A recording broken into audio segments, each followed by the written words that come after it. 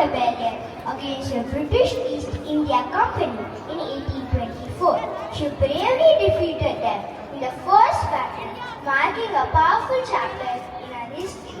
On this auspicious occasion of Kannada Rajyotsava, let us come together to learn about her inspiring story, honor her legacy, and pay our heartfelt respect to this iconic daughter of Karnataka. Rani Chennamma ಅವರು ಕರ್ನಾಟಕದ ಕಿತ್ತೂರಿನ ಧೈರ್ಯವಂತ ರಾಣಿ.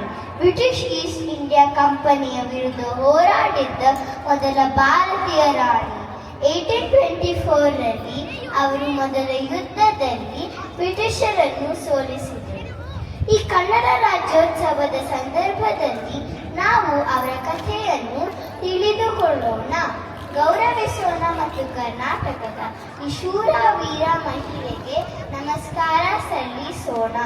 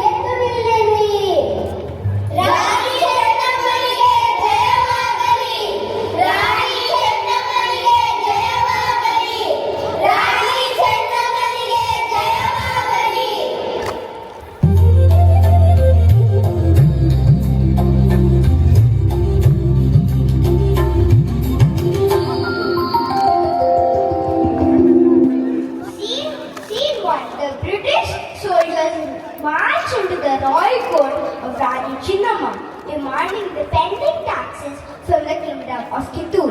Will the brave queen comply with their demands, or will she stand her ground and refuse? Come, let us see what happens next to witness this powerful moment in the history. British ಸೈನಿಕರು ರಾಣಿ ಚೆನ್ನಮ್ಮ ಅವರ ಅರಮನೆಗೆ ಬಂದು ಕಿತ್ತೂರಿನ ಬಾಕಿ ಉಳಿದ ತೆರಿಗೆಯನ್ನು ಪಾವತಿಸಬೇಕೆಂದು ಕೇಳುತ್ತಾರೆ. ರಾಣಿ ಚೆನ್ನಮ್ಮ ಅವರ ಬೇಡಿಕೆಗೆ ಒಪ್ಪಿಕೊಳ್ಳುತ್ತಾರಾ ಅಥವಾ ತಮ್ಮ ನಿಲುವಿನಲ್ಲಿ ನಿಂತು ನಿರಾಕರಿಸುತ್ತಾರೆ? ಬನ್ನಿ, ಇತಿಹಾಸದ ಈ ಶಕ್ತಿಶಾಲಿ ಕ್ಷಣವನ್ನು ನೋಡೋಣ.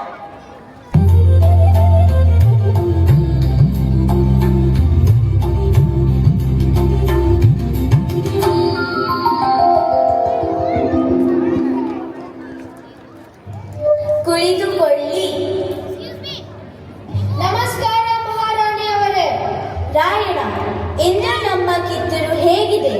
ನಮ್ಮ ಜನರು ಶಾಂತಿ ಮತ್ತು ನೆಮ್ಮದಿಯಿಂದ ಬದುಕುತ್ತಿದ್ದಾರೆ.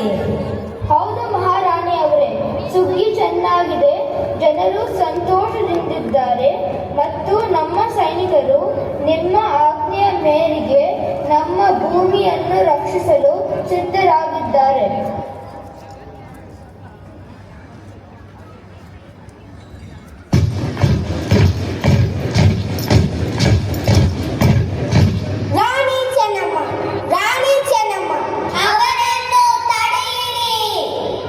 ಅವನನ್ನು ಆಸ್ಥಾನದ ಹೊರಗೆ ಬಿಡಿ.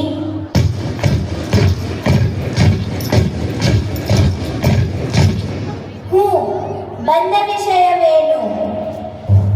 We have come to collect taxes. ಏನು? ಕಪ್ಪ? Yes, as per our science agreement, you are obligated to pay taxes. ಕಬ್ಬು ತಿನ್ನುವುದಕ್ಕೆ ಬಿಟ್ಟ ತಪ್ಪಿಗೆ ಕೂಲಿಯನ್ನು ಬೇರೆ ಕೊಡಬೇಕೇನು? ಮೋಡ ಮಳೆ ಸುರಿಸುತ್ತದೆ, ಭೂಮಿ ಬೆಳೆ ಬೆಳೆಯುತ್ತದೆ, ನಿಮಗೇಕೆ ಕೊಡಬೇಕು ಕಪ್ಪ? ನೀವೇನು ಅಣ್ಣ ತಮ್ಮಂದಿರೇ, ನೆತ್ತರೆ, ಇಷ್ಟರೇ, ದಾಯಾದಿಗರೇ? ನಿಮಗೇಕೆ ಕೊಡಬೇಕು ಕಪ್ಪ?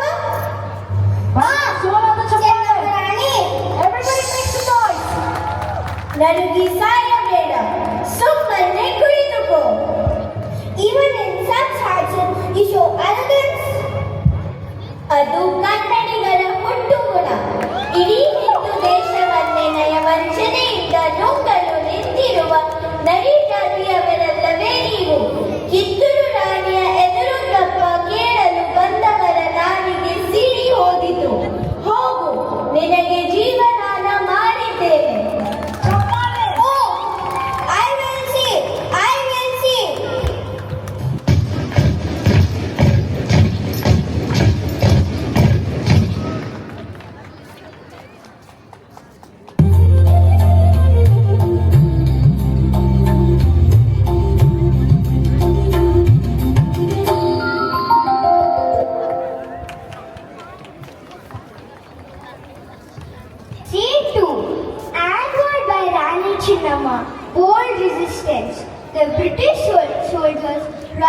report the incident to officials. John Thackeray and Chaplin. They complained about her refusal to pay the demanded taxes. What will be the British Army's next move? Let's find out. Rani Chennamma ಅವರ ಧೈರ್ಯವಂತ ಪ್ರತಿರೋಧದಿಂದ ಕೋಪಗೊಂಡ ಬ್ರಿಟಿಷ್ ಸೈನಿಕರು ತೆರಿಗೆ ಪಾವತಿಸಲು ನಿರಾಕರಿಸಿದ್ದ ವಿಷಯವನ್ನು ಅಧಿಕಾರಿಗಳಾದ John Thackeray ಮತ್ತು Chaplin ಅವರಿಗೆ ವರದಿ ಮಾಡಲು ಓಡುತ್ತಾರೆ. ಇದಾದ ಮೇಲೆ ಬ್ರಿಟಿಷ್ ಸೇನೆಯ ಮುಂದಿನ ಹೆಜ್ಜೆ ಏನು? ಬನ್ನಿ ನೋಡೋಣ.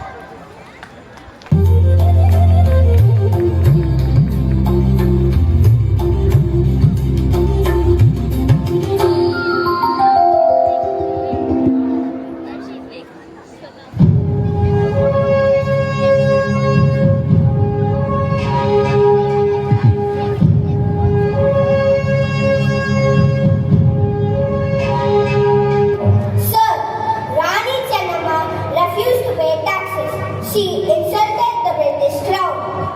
Such arrogance!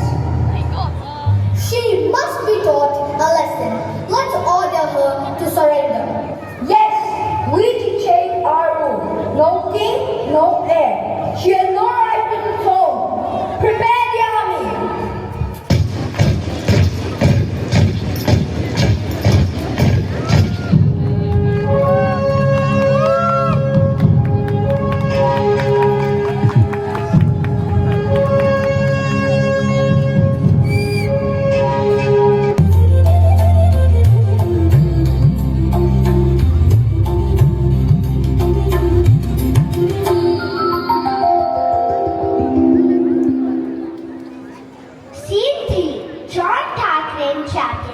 Arrive at the court of Rani Chennamma and formally declare the doctrine of lapse.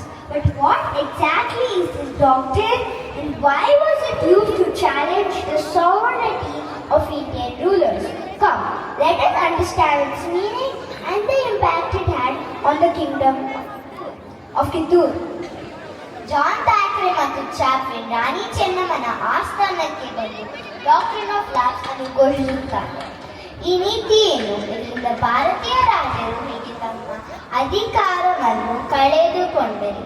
ಬನ್ನಿ ಇದರ ಅರ್ಥ ಮತ್ತು ಕಿತ್ತೂರಿನ ಮೇಲೆ ಆಗಿರುವ ಪರಿಣಾಮವನ್ನು ತಿಳಿದುಕೊಳ್ಳೋಣ.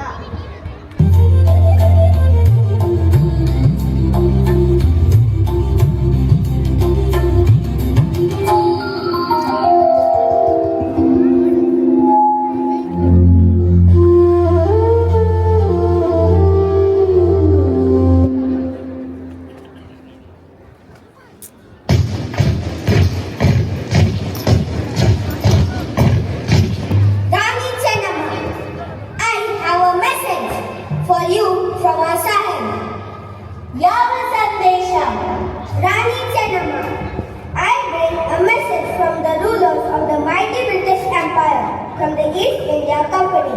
It is written in English. Tell me, do you know how to read English? Does anyone in this darbar understand the language of the British rulers? Ha ha ha! Well said, my boy. How could these illiterate fools understand the British English? Ha ha ha ha! Indeed, Sir John Thackeray, these villagers and uncivilized people will surely not know the elegance of our British English. I have my doubts here, Sir John. Thackeray, ನಿನ್ನ ಬಾಯಿಂದ ಇನ್ನೊಂದು ಪದ ಹೊರಬಂದರೆ ನಿನ್ನ ನಾಲಿಗೆ ಕತ್ತರಿಸುತ್ತೇನೆ. ರಾಯಣ್ಣ, ತಾಳ್ಮೆ. ನಾನು ನೇರವಾಗಿ ಅವರಿಗೆ ಉತ್ತರಿಸುತ್ತೇನೆ. ಆಗಲಿ ಮಹಾರಾಣಿ ಅವರೇ.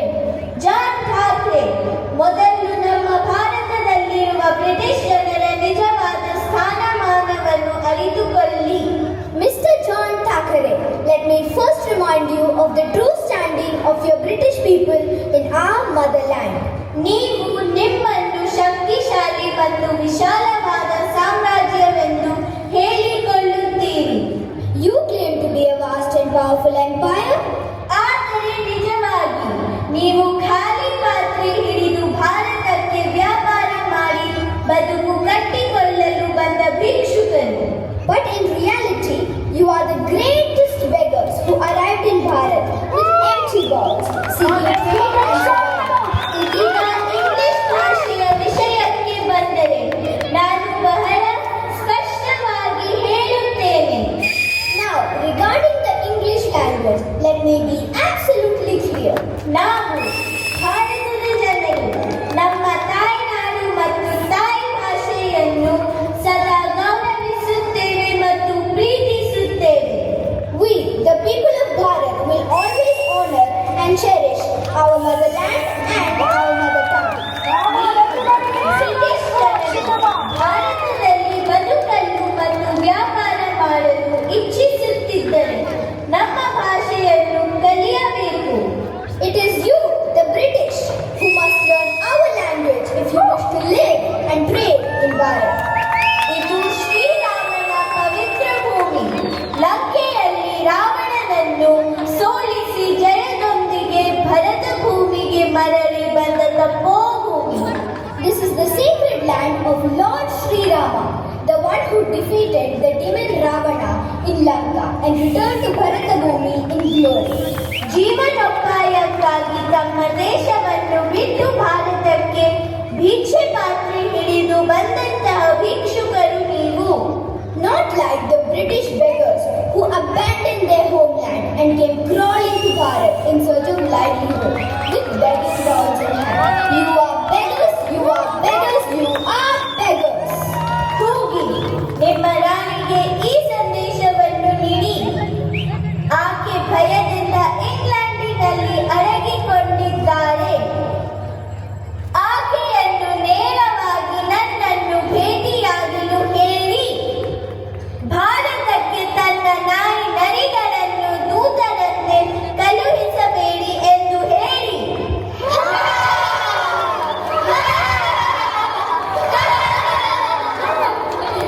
Chaplain, did you catch anything Channamma just said? Do you understand this Indian language she spoke? Not much, Sir John. ಸ್ವಲ್ಪ ಗೊತ್ತು ಕನ್ನಡ ಗೊತ್ತಿಲ್ಲ. But what she just said is far beyond my comprehension. ಬ್ರಿಟಿಷರೇ, ನಿಮ್ಮ ಮುಖಗಳನ್ನು ನೋಡಿಕೊಳ್ಳಿ. ನಮ್ಮ ಮಾತುಗಳು ಅರ್ಥ ಮಾಡಿಕೊಳ್ಳಲಾಗುತ್ತಿಲ್ಲವೇ? ರಾಯಣ, ನಮ್ಮಲ್ಲಿರುವ ಇಂಗ್ಲಿಷ್ ಮತ್ತು ಕನ್ನಡ ತಿಳಿದಿರುವ ಅನುವಾದಕರನ್ನು ಕಳುಹಿಸು. John Thackeray, deliver this message to your queen, the one who hides in fear in England. Tell her to face Rani Chennamma directly, instead of sending her pet dogs and cats to Bharat as messengers.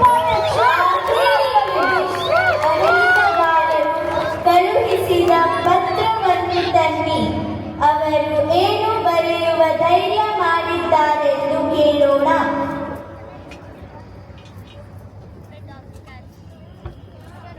To Her Highness Rani Chennamma of Kittur, ಕಿತ್ತೂರಿನ ಮಹಾರಾಣಿ ಚೆನ್ನಮ್ಮ ಅವರಿಗೆ.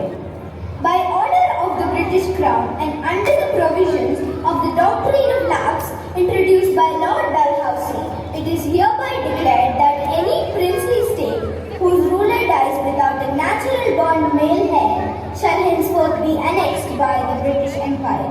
British ಕಿರೀಟದ ಆದೇಶದಂತೆ ಮತ್ತು lord ಡಲ್ಹೌಸಿ ಅವರು ಘೋಷಿಸಿದ doctrine of labs ನಿಯಮದ ಪ್ರಕಾರ ಯಾವುದೇ ರಾಜ್ಯದ ರಾಜನು ಉತ್ತರಾಧಿಕಾರಿಯಿಲ್ಲದೆ ಸತ್ತರೆ ಆ ರಾಜ್ಯವು ಬ್ರಿಟಿಷರ ಆಳ್ವಿಕೆಗೆ ಸೇರ್ಪಡೆಯಾಗುತ್ತದೆ.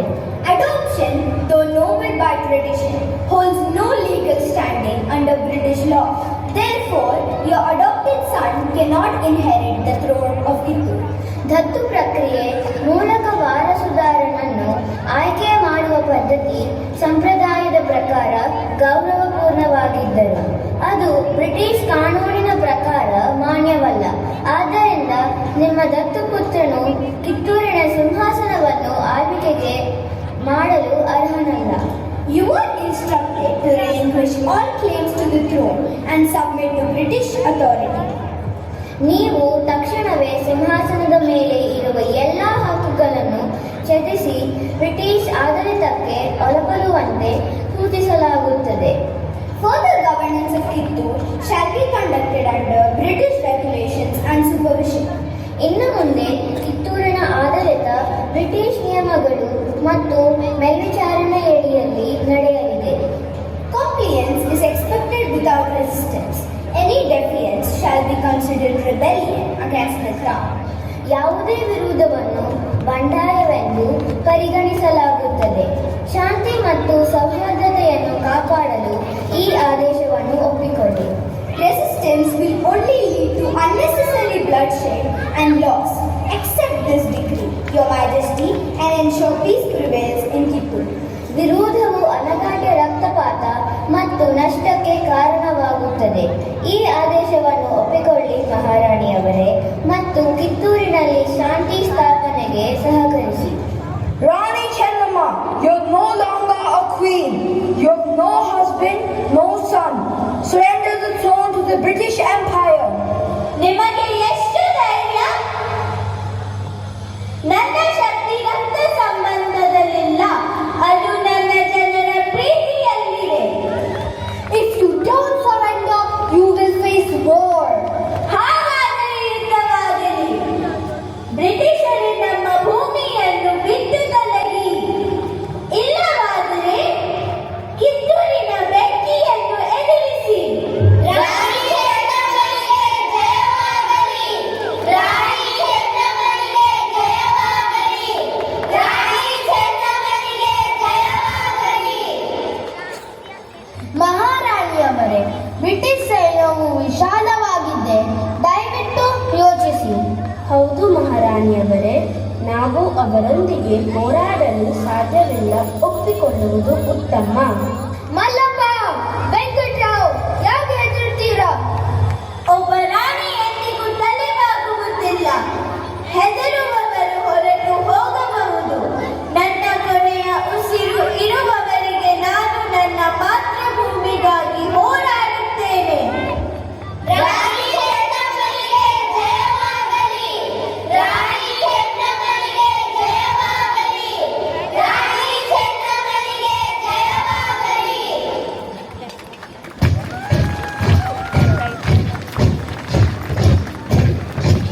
ಸಾಹೇಬ್ರೆ, ಸಾಹೇಬ್ರೆ, ಸಾಹೇಬ್ರೆ, ಸಾಹೇಬ್ರೆ.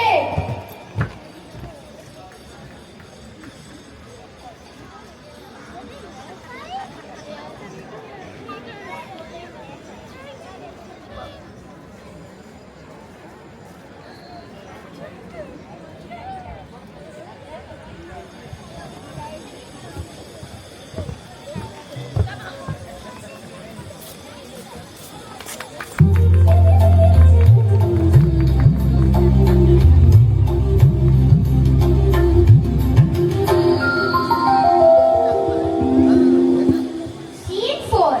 Fierce battle erupts as the brave soldiers of Kittur, led by fearless Rani Chennamma, clash with the British forces. The air is filled with the roar of war cries and the clash of swords, a moment that echoes the spirit of resistance and courage. Come, let us witness this historic war unfold. Don't go anywhere. The story is just getting intense. ರಾಣಿ ಚೆನ್ನಮ್ಮನ ನೇತೃತ್ವದಲ್ಲಿ ಕಿತ್ತೂರಿನ ಧೈರ್ಯವಂತ ಸೈನಿಕರು British ಸೇನೆಯೊಂದಿಗೆ ಯುದ್ಧಕ್ಕೆ ಇಳಿಯುತ್ತಾರೆ. ಯುದ್ಧದ ಘೋಷಗಳು, ಕತ್ತಿಗಳ ಘರ್ಷಣೆ ತೀವ್ರಗೊಳ್ಳುತ್ತದೆ. ಇದು ಧೈರ್ಯ ಮತ್ತು ಪ್ರತಿರೋಧದ ಕ್ಷಣ. ಬನ್ನಿ, ಐತಿಹಾಸಿಕ ಯುದ್ಧವನ್ನು ನೋಡೋಣ. ಕತೆ ಈಗ ರೋಮಾಂಚಕ ತಿರುವನ್ನು ಪಡೆಯುತ್ತದೆ.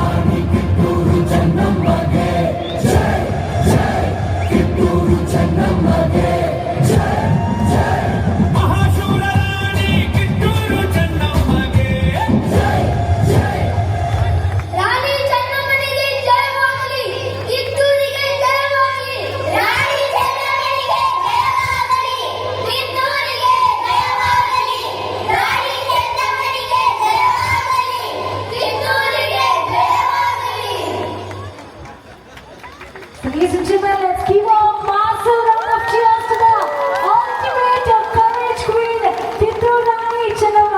ಸೊ ಈ ಒಂದು ಅದ್ಭುತವಾದ ಸ್ಕಿಟ್ಟಿನ ನಮ್ಮ ಮಕ್ಕಳೆಲ್ಲರೂ ಕೂಡ ತುಂಬಾ ಮುದ್ದಾಗಿ ಮಾಡಿದ್ರು. ಅಷ್ಟೇ ಅಲ್ಲ, ಜೊತೆಗೆ ಮಠದಲ್ಲಿ ಬಂದಂತ ನಮ್ಮ ಪುಟ್ಟ ನಿರೂಪಣಿಕೆಯನ್ನು ಕೂಡ ಅತ್ಯಂತ ಅದ್ಭುತವಾಗಿ ಮಾಡಿದ್ದಾರೆ.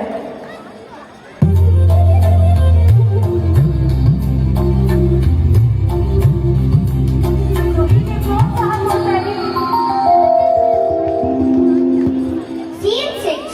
On the battlefield, in the shadows of conflict, Chaplain Mallappa Shetty and Venkata Rao gathered for a secret meeting. What could be the purpose of this covert discussion? Is it a new strategy? Is it a betrayal? Or is it a turning point in the battle?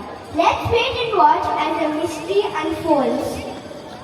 ಯುದ್ಧದ ನೆರಳಿನಲ್ಲಿ Chaplin Mallappa Shetty ಮತ್ತು ವೆಂಕಟರಾವ್ ಗುಪ್ತ ಸಭೆ ನಡೆಸುತ್ತಾರೆ. ಈ ರಹಸ್ಯ ಚರ್ಚೆಯ ಉದ್ದೇಶವೇನು? ಹೊಸ ಯೋಜನೆಯೇ, ದ್ರೋಹವೇ, ಅಥವಾ ಯುದ್ಧದ ತಿರುವೇ? ಬನ್ನಿ ಈ ರಹಸ್ಯವನ್ನು ಅನಾವರಣಗೊಳಿಸೋಣ.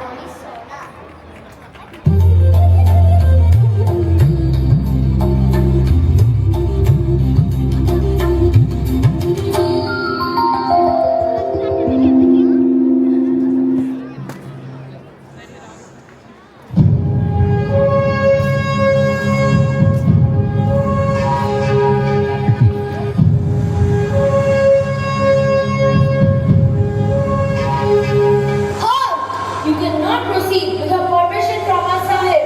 ನಿಮ್ಮ ಸಾಹೇಬ ಸ್ವತಃ ನಮ್ಮನ್ನು ಭೇಟಿಯಾಗಲು ಕರೆದಿದ್ದಾರೆ. ನಾವು ಕೇವಲ ಅವರ ಭೇಟಿಗೆ ಬಂದಿದ್ದೇವೆ.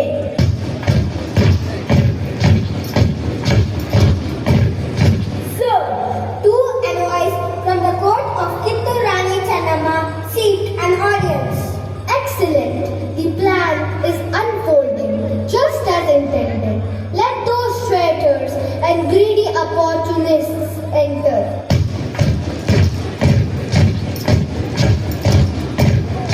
Very well.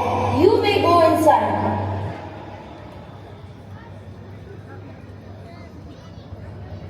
If you help with your secret war plans, the British will reward you with gold. ನಾನು ನಿಮಗೆ ಎಲ್ಲ ವಿವರಗಳನ್ನು ಒದಗಿಸುತ್ತೇನೆ. ಕಿತ್ತೂರಿನ ರಕ್ಷಣಾ ಪಡೆಗಳು ನಾಳೆ ನಿಮಗಾಗಿ ತೆರೆದಿರುತ್ತವೆ.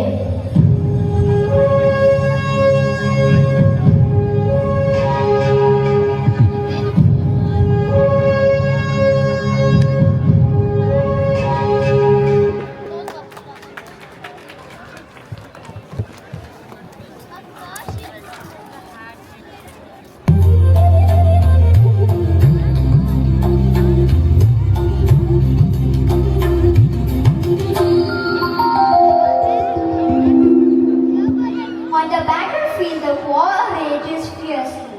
Despite her unmatched courage and leadership, Rani Chennamma is eventually captured by the British forces.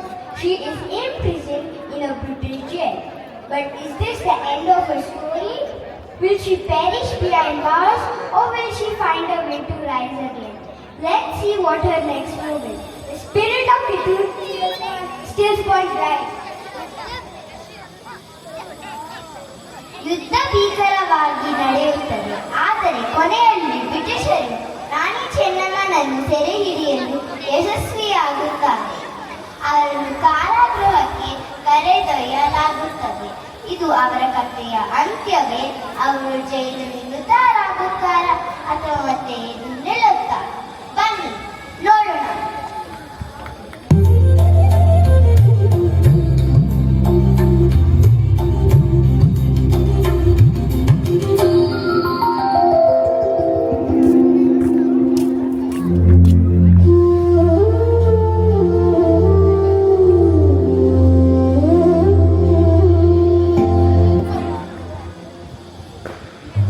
ರಾಣಿ ಚೆನ್ನಮ್ಮನಿಗೆ ಜಯವಾಗಲಿ.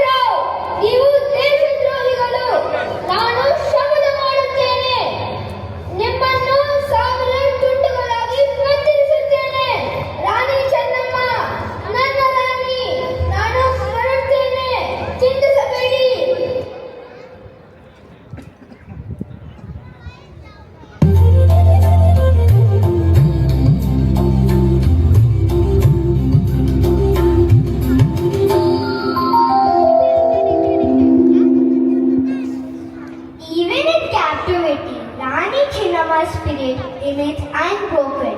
She addresses the brave freedom fighters of Kittur with a stirring patriotic filled with courage, pride, and unwavering resolve. Her words enchant the flame of resistance in every heart, inspiring generations to rise against injustice.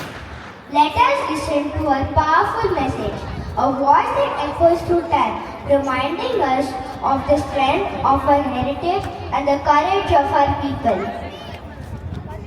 ಬಂಧನದಲ್ಲಿದ್ದರೂ ರಾಣಿ ಚೆನ್ನಮ್ಮನ ಧೈರ್ಯ ಕುಗ್ಗುವುದಿಲ್ಲ. ಅವರು ಕಿತ್ತೂರಿನ ಸ್ವಾತಂತ್ರ್ಯ ಹೋರಾಟಗಾರರಿಗೆ ಧೈರ್ಯ ತುಂಬಿದ ಮಾತನ್ನು ಆಡುತ್ತಾರೆ. ಅವರ ಮಾತುಗಳು ಪ್ರತಿಯೊಬ್ಬರ ಮನದಲ್ಲಿ ಪ್ರತಿರೋಧದ ಜ್ವಾಲೆ ಎಬ್ಬಿಸುತ್ತದೆ.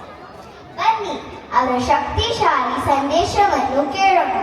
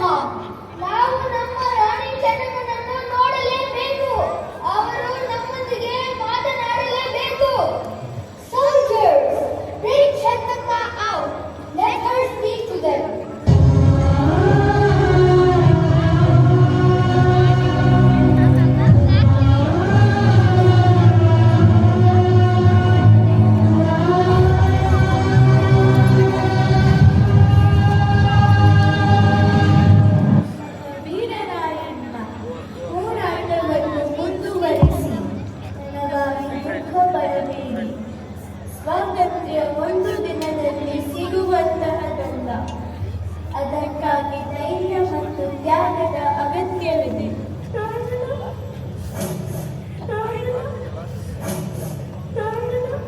ಓ ಕಿತ್ತೂರಿನ ತಾಯಿ, ನಿನ್ನ ಕನಸಿಗಾಗಿ ನನ್ನ ಕೊನೆಯ ಉಸಿರು ಇರುವವರೆಗೂ ನಾನು ಹೋರಾಡುತ್ತೇನೆ.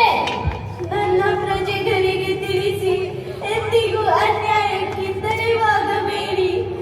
ಸ್ವಾತಂತ್ರ್ಯದ ಜ್ವಾಲೆ ಎಂದಿಗೂ ಆಗದಿರಲಿ.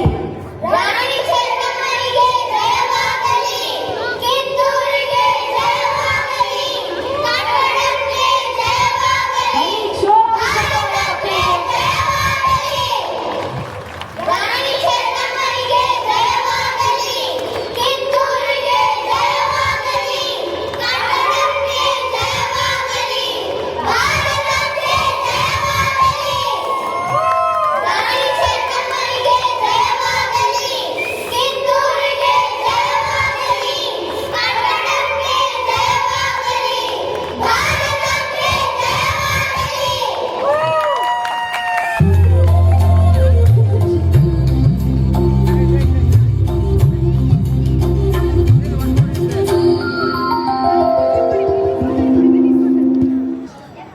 Conclusion and closing. Rani Chennamma was eventually captured and imprisoned where she passed away in 1829.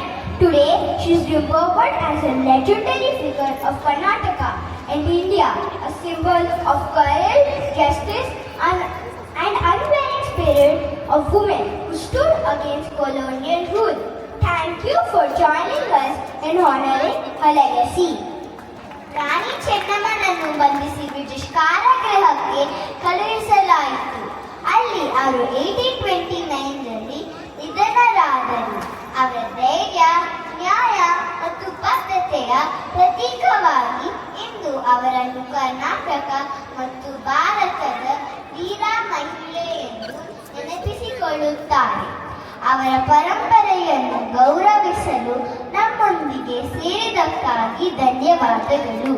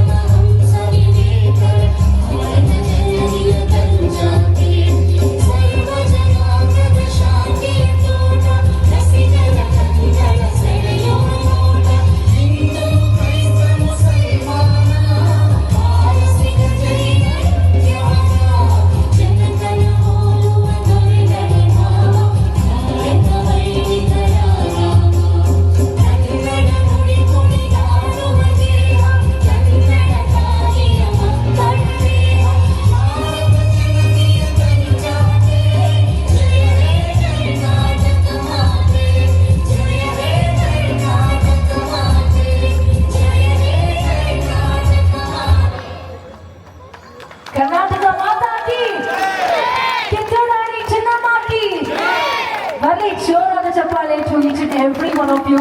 You brought all the roads to the life of the head. Tapali Kara, a huge shout out to our Pavan for directing the mastermind behind this skit at the Heta.